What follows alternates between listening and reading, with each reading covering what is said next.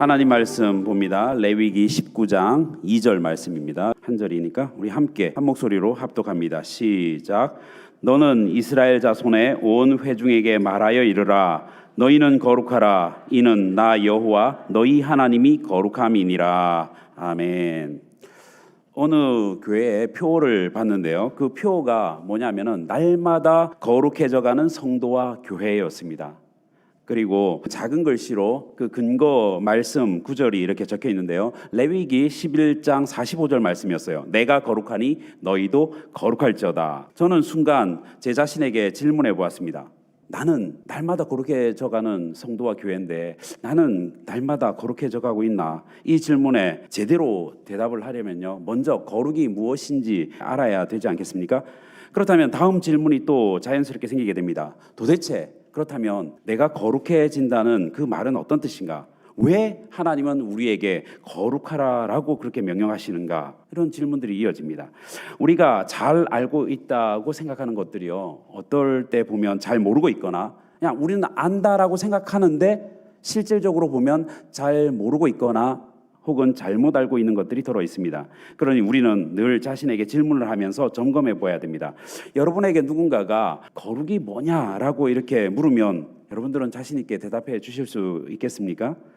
그리고 거룩이 이런 거다라고 얘기를 할 수 있었다면 또 물어볼 것입니다. 그렇다면 당신은 거룩해져 가고 있습니까? 어떻게 하는 것이 거룩해져 가는 것입니까? 뭐 이렇게 물을 것입니다. 이런 질문에 우리가 쉽게 답할 수 있는가? 우리 자신을 한번 좀 돌아보셨으면 좋겠습니다. 우리가 거룩이 뭔지 알지도 못하면서 거룩한 자가 되려고 노력한다? 이거는 사실 어불성설이죠. 이게 우스운 일입니다. 거룩이라고 번역된 이 히브리어 단어는요, 카도시입니다. 그리고 그 뜻은요, 잘라냄, 분리라는 뜻을 가지고 있습니다. 아마 여러분들 가운데 신앙생활 오래 하신 분들은 설교를 많이 들어보셨기 때문에 이 거룩에 대한 설교 들어보셨을 거예요. 그리고 원어도 들어보셨을 거고 그 의미도 많이 들어보셨을 것입니다. 그래서 우리는 너희도 거룩할지어다라는 하나님의 명령을 우리 잘 이해하는 것 같아요. 거룩이란 뜻이 잘라냄, 분리 아닙니까? 그러니까 우리는 세상으로부터 분리되고 구별되어져야 한다라고 그렇게 이해합니다. 예수님 당시에 이렇게 이해했던 대표적인 부류 가운데 한 부류가 바리새파인들이었습니다. 바리새파 사람들은요, 율법을 철저하게 지키려고 노력했던 자입니다. 누가복음 18장 11절과 12절을 보시면요, 예수님께서 바리새파 사람들 중에 한 사람의 기도를 언급하시는 장면이 나옵니다. 누가복음 18장 11절과 12절을 우리 함께 읽습니다. 시작. 바리새인은 서서 따로 기도하여 이르되 하나님이여, 나는 다른 사람들 곧 토색, 불의, 간음을 하는 자들과 같지 아니하고 이 세리와도 같지 아니함을 감사하나이다. 나는 일해에 2번씩 금식하고 또 소득의 11조를 드리나이다 하고. 이 바리새인은요, 분명 세상 사람들로부터 자신을 분리하였고 구별하였던 자였습니다. 개인적인 삶에서 성결하려고 애를 쓴 사람이고요, 종교적인 삶에서도 기도를 힘쓰며 예배에 힘썼던 사람이었습니다. 오늘날로 말하면 바른 생활 사나이인 거죠. 그는 토색하는 자, 곧 남의 것을 빼앗는 자들과도 같지 않았고요, 또 그들과 구별된 자였습니다. 또한 불의한 자, 부정직하게 행해서 돈을 버는, 어쨌든 그런 사람들과, 부정직하게 행하는 사람들과 구별된 삶을 살았고요, 간음하는 자, 음행하는 자, 음탕한 자들과 구별된 삶을 살았습니다. 그는 일주일에 2번씩 금식하기도 하였습니다. 또 소득의 11조를 꼬박꼬박 드리는 자였습니다. 오늘날로 치면 사회생활도 깨끗하게 잘하고 또 신앙생활도 열심히 하는, 그러니까 1등급 크리스찬인 것입니다. 예수님은 바로 이어서 또 다른 한 사람, 바리새인과는 너무나도 대조되는 세리의 기도하는 모습에 대해서 또 언급하십니다. 누가복음 18장 13절 말씀 우리 함께 읽습니다. 시작. 세리는 멀리 서서 감히 눈을 들어 하늘을 쳐다보지 못하고 다만 가슴을 치며 이르되 하나님이여 불쌍히 여기소서 나는 죄인으로소이다 하였느니라.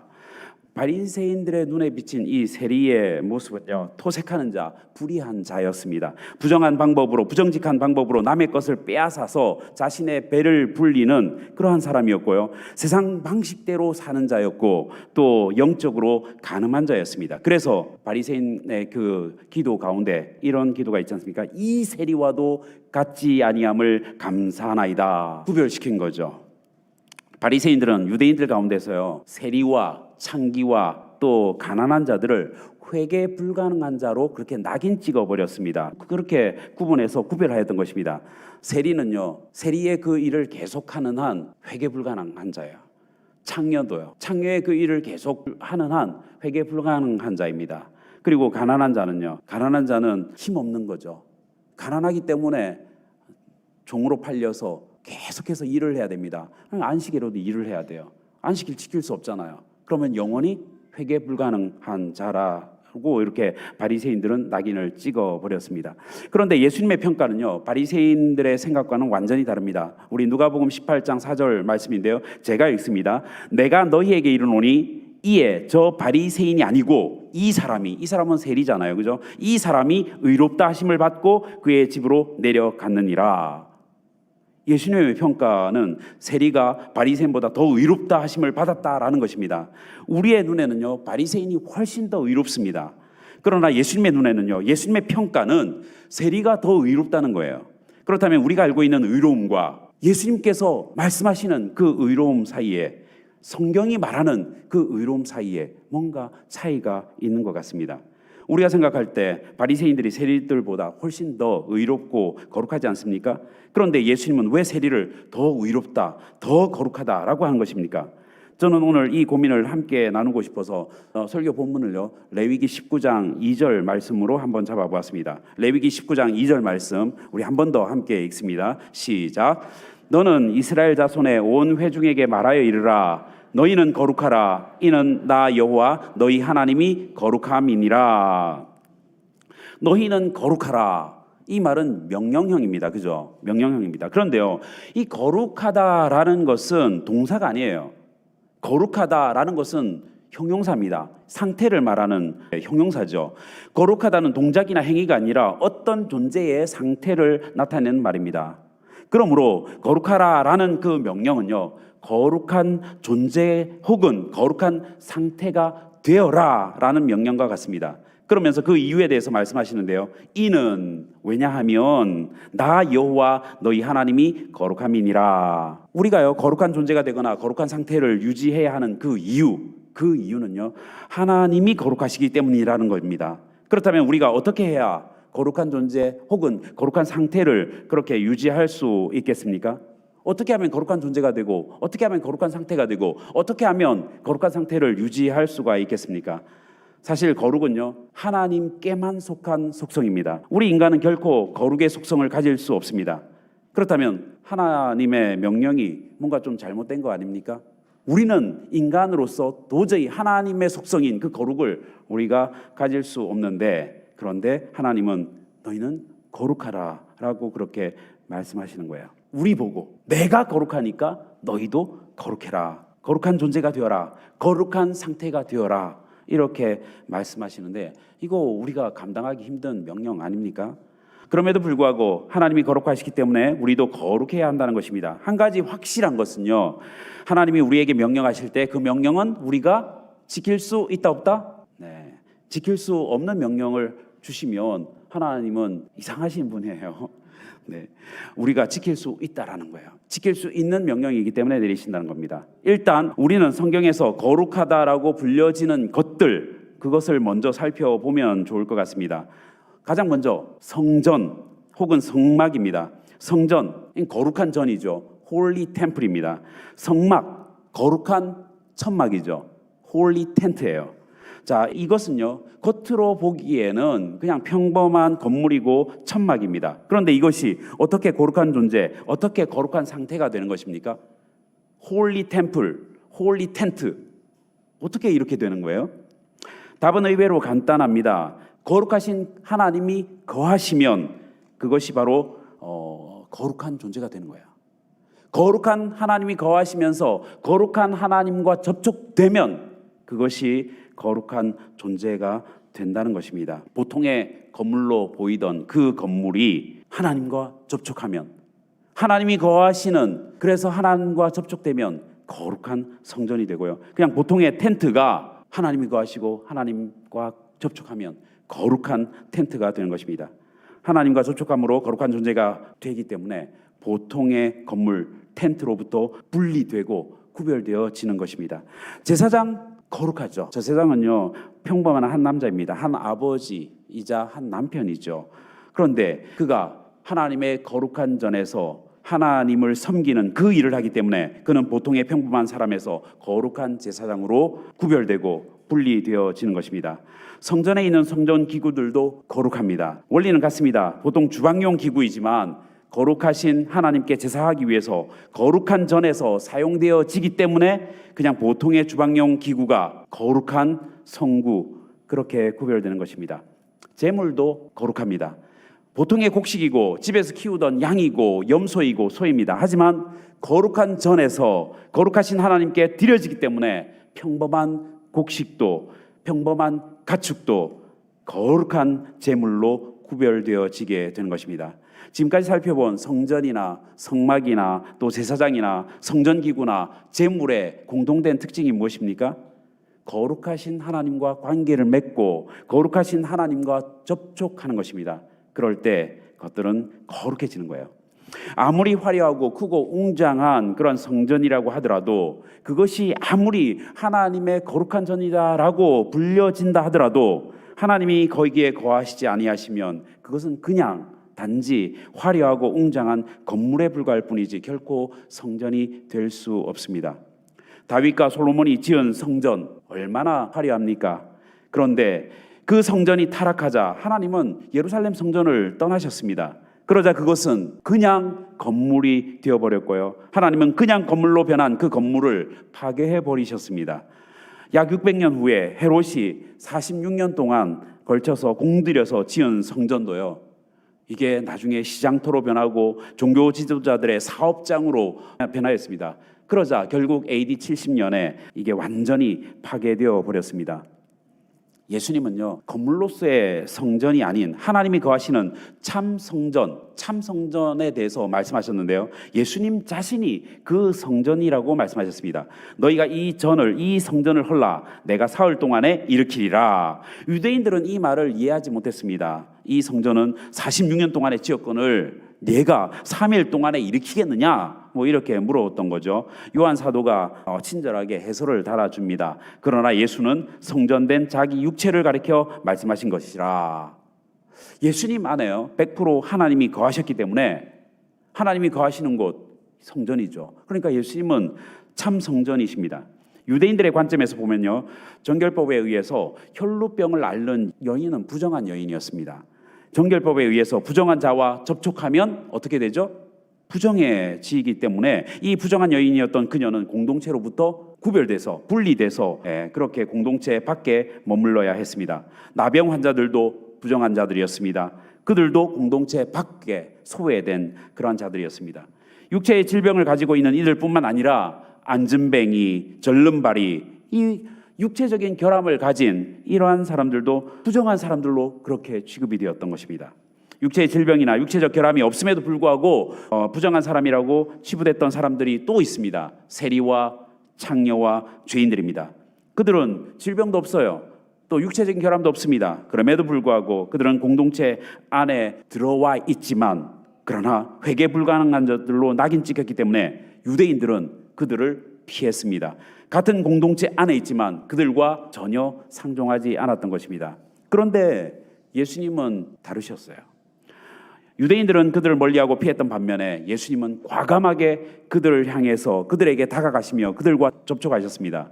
정결법에 따르면요, 속된 것, 이 속되다라는 말은요, 더럽다라는 말이 아니에요. 속되다라는 말은 그냥 평범하다라는 말입니다. 영어로는 common이에요. common. 부정하지도 않고 거룩하지도 않은 중간 단계, 그걸 속되다라고 말을 합니다. 이 속된 존재가 부정한 것과 접촉을 하면 어떻게 되죠? 부정해집니다. 유대인들이 부정한 자들이라고 낙인 찍힌 그 사람들을 멀리하고 그렇게 피했던 이유가 무엇입니까? 속된 자신들이 부정한 그 사람들과 접촉하면 자신들이 부정한 존재, 부정한 상태가 되기 때문에 그들을 피했던 것입니다.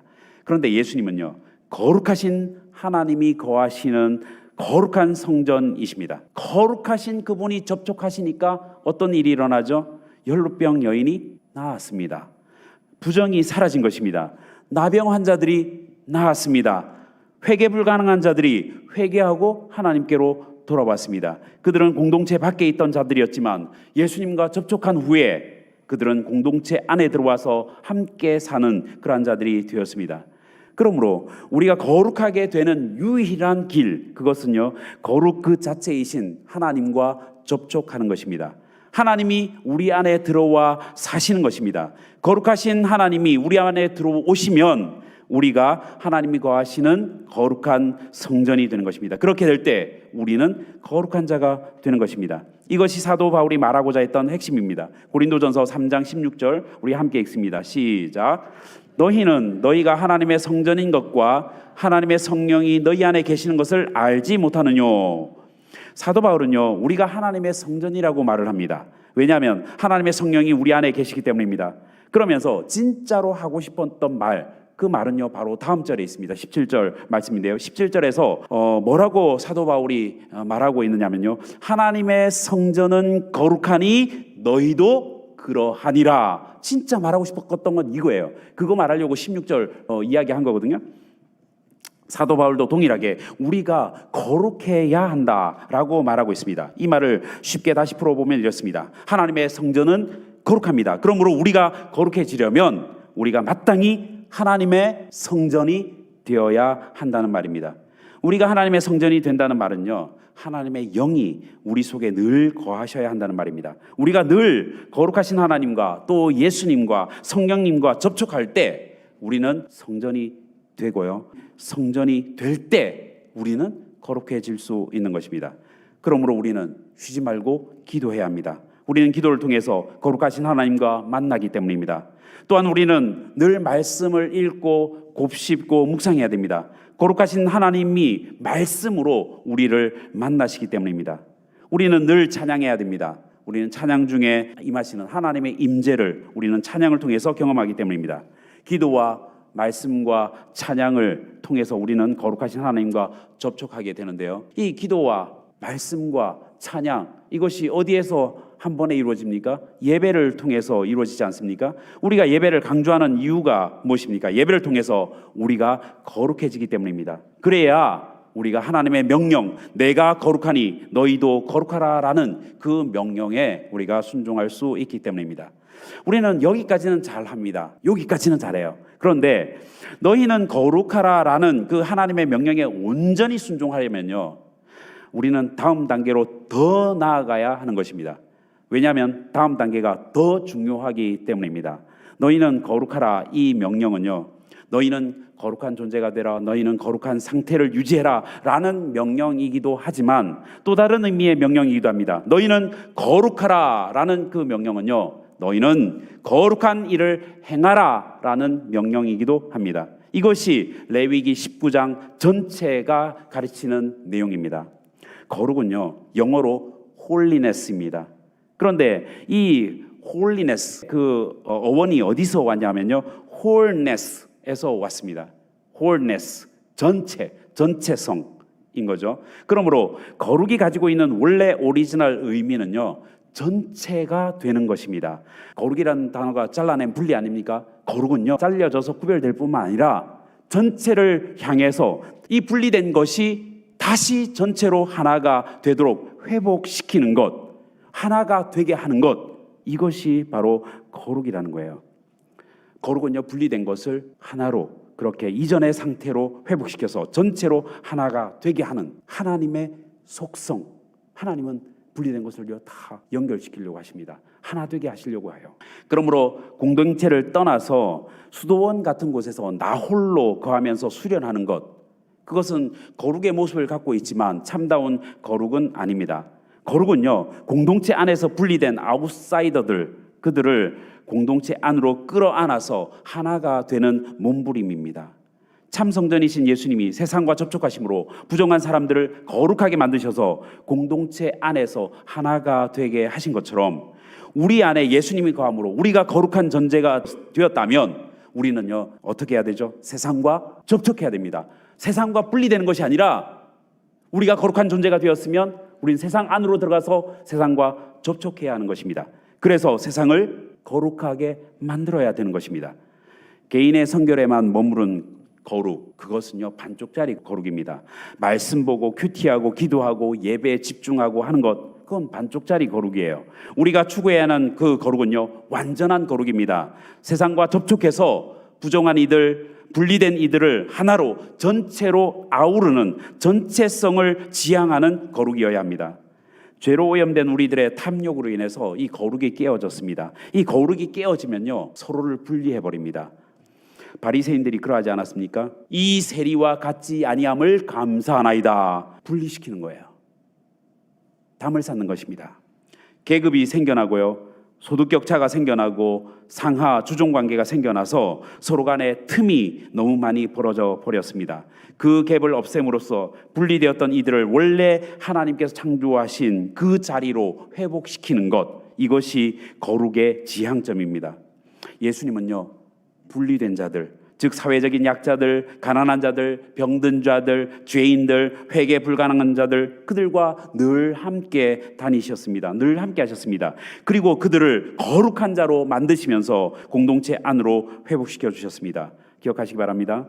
하나님의 거룩과 예수님의 거룩은요 늘 사회적인 약자들, 약한 사람들, 가난한 자들, 죄인들, 그들을 향한다는 것입니다. 거룩은 분리되어진 것을 원래 상태로 회복함을 지향합니다. 그러므로 거룩은 성격 자체가 타인 지향적이에요. 특별히 가난한 자, 낮은 자, 약한 자, 나그네, 고아, 과부, 이들을 지향합니다. 이것이 거룩의 원리입니다. 이 거룩의 원리가 우리의 삶의 각각의 영역에서 어떻게 다양하게 적용되어질 수 있는지, 어떻게 적용되어야 하는지 오늘 레위기 19장은 우리에게 그것을 말해주고 있습니다. 레위기 19장을 통해서 우리 한번 살펴보겠습니다. 2절에서 보면요 하나님은 모세를 통해서 이스라엘 백성들에게, 아니 이스라엘 백성들에게 뿐만 아니라 우리 모두에게 너희는 거룩하라, 이는 나 여호와 너희 하나님이 거룩함이니라 라고 말씀하십니다. 그리고 제일 먼저 그 다음에 바로 언급하시는 것이 무엇입니까?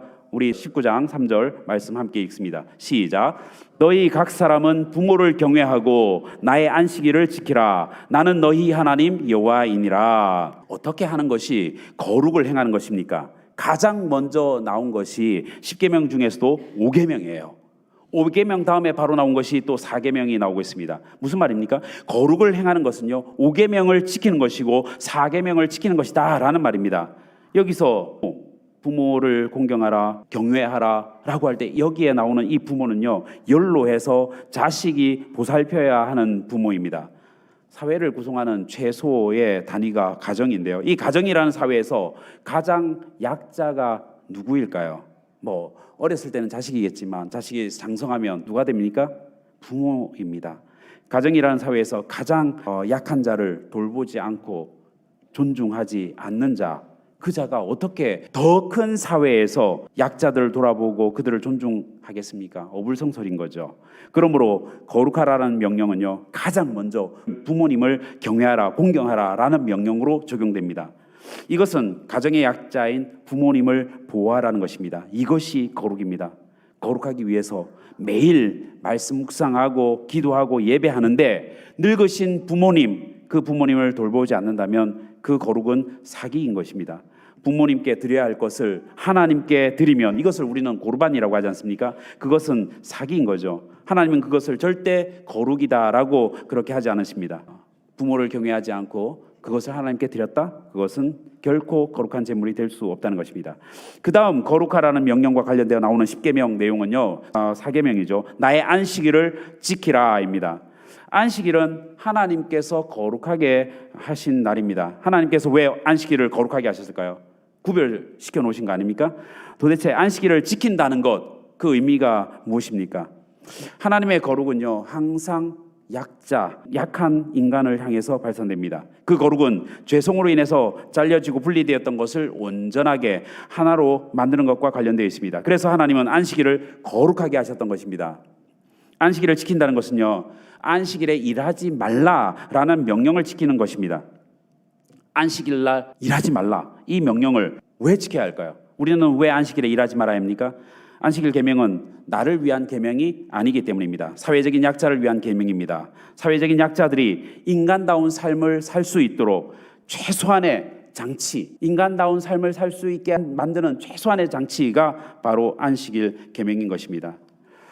신명기 5장 14절과 15절 말씀인데요, 우리 함께 읽습니다. 시작. 일곱째 날은 네 하나님 여호와의 안식일인즉 너나 네 아들이나 네 딸이나 네 남종이나 네 여종이나 네 소나 네 낙이나 네 모든 가축이나 네 문 안에 유하는 객이라도 아무 일도 하지 못하게 하고 네 남종이나 네 여종에게 너같이 안식하게 하라. 너는 기억하라. 네가 애굽 땅에서 종이 되었더니 네 하나님 여호와가 강한 손과 편팔로 거기서 너를 인도하여 내었나니 그러므로 네 하나님 여호와가 네게 명령하여 안식일을 지키라 하였느니라. 안식일에 내가 쉬어야 하는 그 이유, 그것은요, 내가 쉬어야 남종이나 여종들이 쉴 수 있기 때문입니다. 네 남종이나 네 여종에게 너같이 안식하게 하라. 안식일을 제대로 지킨다는 것은요, 주위의 약자들을 나와 같이 그렇게 쉬게 해주는 것입니다. 나에게 쉼이 필요하면 그들에게도 당연히 마땅하게 동일하게 쉼이 필요하다라는 것입니다. 그들은 쉬지 못하고 일하고 있는데 나는 안식일을 지키며 쉼을 누리고 있다면 이것은요, 안식일 계명을 어기는 거예요. 아무리 내가 일을 하지 않고 있다 하더라도. 거룩하라라는 하나님의 명령, 그거 어기는 것입니다. 그들은 쉬지 못하는데 나는 쉬면서 주님의 은혜를 찬양한다.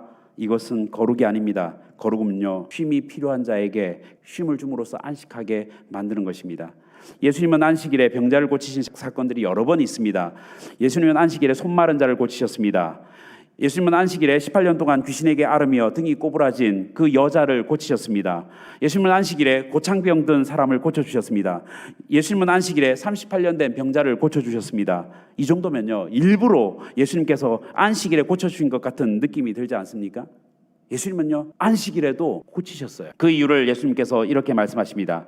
내 아버지께서 이제까지 일하니 나도 일한다. 하나님의 거룩하심은요, 안식일을 거룩하게 하시기 위해서 일하시는 거예요. 오히려 일을 하시는 것이 거룩하다는 거예요.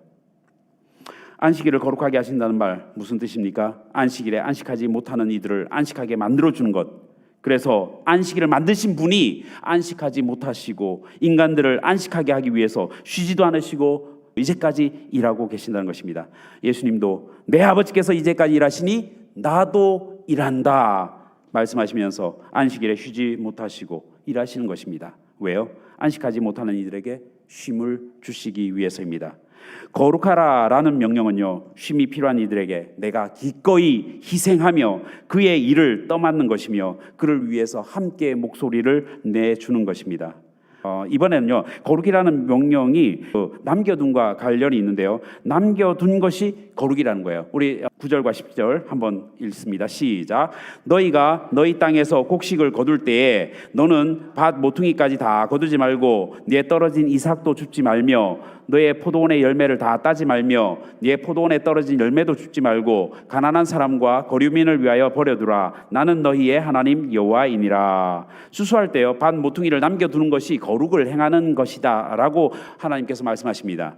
떨어진 이삭도 줍지 않는 것, 그것이 거룩을 행하는 거라는 거예요. 포도원 열매를 남겨두는 것과 떨어진 열매를 줍지 않는 것이 거룩을 행하는 것이다 라고 하는 것입니다. 왜요? 밭이 없는 가난한 사람, 타국인, 나그네들을 위해서 일부러 버려두라는 것입니다. 하나님의 거룩하심은요, 계속해서 끊임없이 가난한 사람들, 약한 사람들, 나그네들, 그들을 지향합니다. 보아스가 이방에서 온 여인 룻을 위해서요, 일하는 자들에게 일부러 이삭을 떨어뜨려서 룻이 떳떳하게 그것을 주울 수 있게 해줍니다. 이것을 룻기는요, 보아스의 헤세드, 보아스의 인애라고 표현합니다.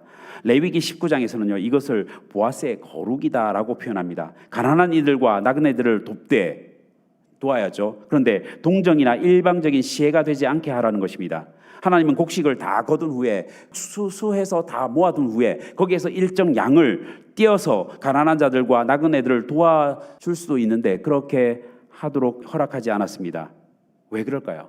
그렇게 추수를 한 후에 너희들 몫에서 나눠서 줘라 그렇게 안 하시고 아예 추수하지 못하게 그냥 남겨두라라고 하신 것입니다. 왜 그럴까요? 만약에요 추수를 한 후에 그 몫에서 떼어가지고 이렇게 주잖아요. 그러면 차별이 생깁니다. 주는 자와 받는 자, 시혜자와 수혜자 계급이 생기는 것입니다. 주는 자는 갑이 되고요, 받는 자는 을이 됩니다. 주는 자는 자기 의가 되고 받는 자는 수치심을 느끼게 됩니다. 그런데요, 모퉁이를 남겨두면 가난한 자들과 나그네들이 스스로 일을 해서 따게 됩니다. 떨어진 이삭과 열매들을 줍게 되는 거예요. 그것은 정당한 노동입니다. 가난한 자들의 마음까지 배려하는 것, 그것이 거룩이라는 거예요. 세상에서는 가난한 것이, 또 밭이 없는 것이, 직장이 없는 것이, 또 못 배운 것이 수치가 될 수 있습니다. 사실 그렇잖아요, 그죠? 못 배운 거, 가난한 거, 직장이 없는 거 수치가 될 수 있습니다. 그런데요, 적어도 우리 교회 공동체 안에서는 아무도 비록 그런 자라고 할지라도 수치심을 느끼게 해서는 안 되는 것입니다. 우리의 베풀미요 일방적으로 베푸는 것이 되어서는 안 됩니다. 가난한 자들과 타국인들이 스스로 자존감을 가질 수 있도록 세심하게 배려하면서 도와야 합니다. 거룩하라는 명령은요, 약한 이들을 돕되 그들을 배려하며 자존감을 세워주며 도와주라라는 것입니다. 우리 33절과 34절도 보시기 바랍니다. 우리 함께 읽습니다. 시작. 거류민이 너희의 땅에 거류하여 함께 있거든 너희는 그를 학대하지 말고 너희와 함께 있는 거류민을 너희 중에서 나은 자 같이 여기며 자기 같이 사랑하라. 너희도 애굽 땅에서 거류민이 되었었느니라. 나는 너희 하나님 여호와이니라. 거룩을 행하는 일은요, 거류민, 옛날 그 개역 한글에서는 타국인이라고 되어 있는데요, 이 거류민을 차별하지 않고 그들을 같은 민족으로 여겨주는 거예요. 같은 동포로 여겨주는 것입니다. 비록 얼굴 색깔 다르고 말이 다르고 문화가 다르고 그런다 할지라도 뭐라고 되어 있죠? 너희 중에서 나은 자 같이 여기며 형제처럼 같은 동족으로 그렇게 받아주라는 거예요. 또한 그들을 자신처럼 사랑하는 것입니다. 지금 우리나라에 와 있는 외국인 노동자들요, 다른 피부색 가지고 또 다른 생김새를 가졌다는 이유로 또 우리보다 못 사는 나라에서 왔다는 이유로 우리 사회에서 제대로 대접받지 못하는 경우가 참 많습니다. 악동 고용주 아래서 학대당하며 착취당하는 그런 사례들이 얼마나 많습니까? 외국인 결혼 이주 여성들도 또 어떻습니까? 말이 서툴다는 이유로, 잘 못 알아듣는다는 이유로, 도망갈 기회만 엿본다는 이유로 늘 감시하고 한국인 남편에게 매를 맞고 욕을 먹고 그렇게 무시당하지 않습니까? 탈북민들은 또 어떻습니까? 꿈을 안고 목숨 걸고 이 대한민국 자유를 찾아서 이렇게 왔는데 한국에서 정착하지 못해가지고 자살하는 이들이 많고요. 또 실망해서 다른 나라로 가는 이들도 적지 않이 있습니다.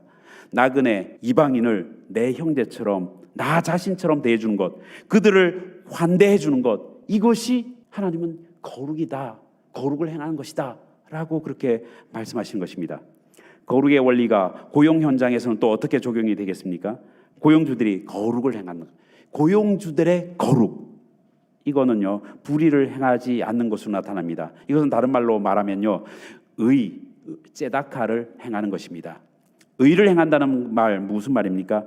이 째다카, 의라는 것은요 타인과의 관계에서 자신에게 주어진 임무와 그 역할을 충실하게 그렇게 최선을 다해서 감당하는 것입니다.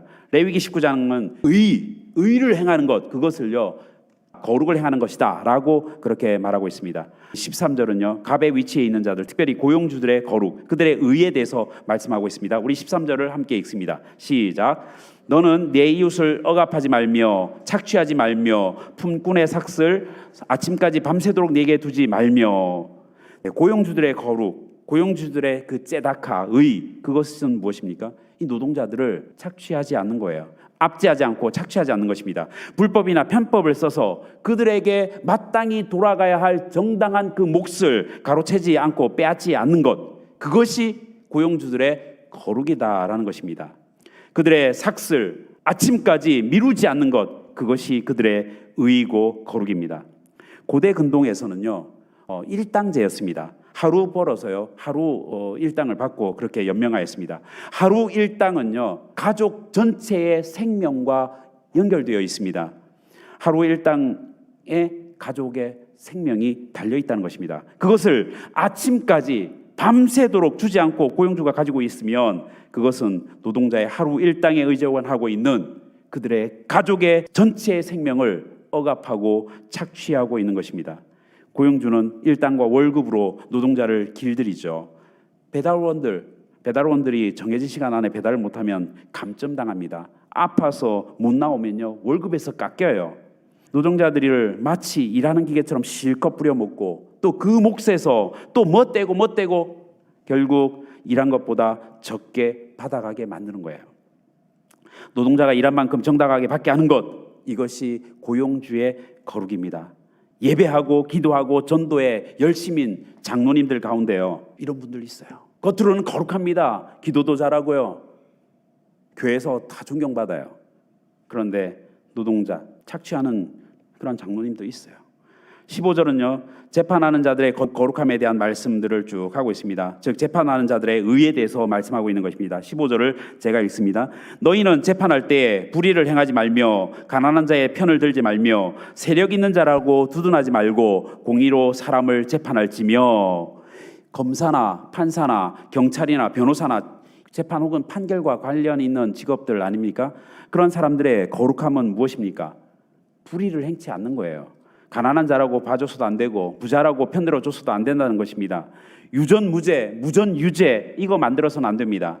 표적 수사를 해서도 안 되고요. 잘못한 자들을 정당한 벌을 받도록 만들고 또 잘한 자들은 정당한 보상을 받게 만들어야 합니다. 한마디로 재판하는 자들의 의, 그것은요, 억울함이 없게 하는 것, 올바르게 판결하고 올바르게 재판해서 아무도 억울함이 생기지 않게 하는 것, 그것이 그들의 의이고 그들의 거룩이라는 것입니다. 35절과 36절 또 볼 텐데요. 35절과 36절은 상인들의 거룩함에 대한 말씀입니다. 상인으로서의 의로움, 그것은 무엇입니까? 그것은 정직하게 장사하는 것입니다. 35절과 36절 제가 읽습니다. 너희는 재판에든지 도량형에든지 불의를 행치 말고 공평한 저울과 공평한 추와 공평한 에바와 공평한 흰을 사용하라. 나는 너희를 인도하여 애굽 땅에서 나오게 한 너희 하나님 여호와이니라.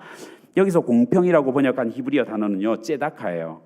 의라고도 번역하지만 여기에서는 또 개역 개정에서는 공평이라고 번역을 했습니다. ጼ다카를.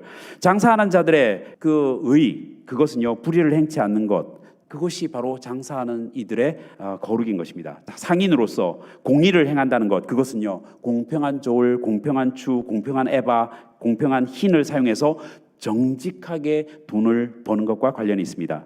저는 인도에 있을 때요, 여러 번 봤습니다. 손저울 있잖아요. 추 이렇게 넣어가지고 하는 거, 이거 사용하거든요. 근데 추 이렇게 뒤집어 보면 추 안이 이렇게 파여져 있어요. 무게가 덜 나가게 하는 것, 그것을 종종 보았습니다. 에바는 양의 단위이기도 하지만 물건을 담는 그릇으로도 사용되었습니다. 그릇의 크기를 조작해서 덜 담게 하는 것입니다. 돈이 그들의 양심을 잠식해서 그들을 돈의 노예로 만들었기 때문입니다. 오늘날로 말하면요, 가짜 휘발유 만들어서 팔고 타이어 휠을 일부러 파손해가지고 새 거 교체하게 하고 우유에 물을 타서 양을 많게 하고 사용한 반찬을 재사용하고 이중장부를 만들고 세금 안 내려고 현금만 받고 단가를 조작하고 가짜 영수증 만들어가지고 가짜로 이렇게 해가지고 내고 하는 그런 모든 것들이 불의한 것을 행하는 거죠. 그것이 바로 한마디로 말하면 정직하게 장사하지 않는 거예요. 정직하게 장사하는 것, 이것이 상인과 기업주의 거룩인 것입니다. 레위기 19장에 미처 기록되지 못했지만요, 현대판 레위기 19장에는요, 목사로서의 거룩, 남편, 아내로서의 거룩, 의사로서의 거룩, 교사로서의 거룩, 간호사로서의 거룩, 알바생으로서의 거룩, 뭐 이런 것들이 기록되어질 것입니다. 오늘날 레위기 19장이 기록되어진다면 각각의 영역은 다르지만 적용되는 거룩의 원리는 똑같습니다. 우리의 일상에서 나에게 주어진 책임과 의무를 성실하게 최선을 다해서 행하는 것, ጼ다카를 행하는 것, 이것이 바로 우리의 거룩을 행하는 길입니다. 말씀을 맺습니다. 거룩은 종교적인 행위가 아닙니다. 큐티 열심히 하고 성경 열심히 읽고 기도 열심히 하고 예배 열심히 참석하고 헌금 열심히 내는 것 중요하죠. 이것도 거룩입니다. 그러나 반쪽짜리 거룩이죠. 여기에서만 머무르면 안 됩니다. 우리는 더 나아가야 합니다. 거룩 자체이신 하나님께서 우리 안에 들어오셔서 거하심으로 말미암아 우리가 성전이 되어서 우리가 세상을 향해서 나아가는 거죠. 세상과 접촉하는 것입니다. 부정하고 그래서 사회에서 잘려지고 분리되어진 그러한 이들과 접촉해서 또 자본과 계급에 의해서 잘려지고 분리되어진 사회적 약자들과 접촉해서 그들을 원래 하나님께서 창조하신 그 본연의 위치로 회복시키는 것, 그래서 전체로서 하나 되게 만드는 그 과정과 행동, 그것이 바로 거룩입니다. 우리에게 주어진 삶의 자리에서 우리에게 주어진 책임과 의무를 성실하게 잘 감당하는 것, ጼ다카, 의를 행하는 것, 그것이 우리의 거룩입니다. 내가 거룩하니 너희도 거룩하라. 그 명령에 순종하시는 거룩한 하나님의 백성 성도가 되시기를 주님의 이름으로 축원합니다.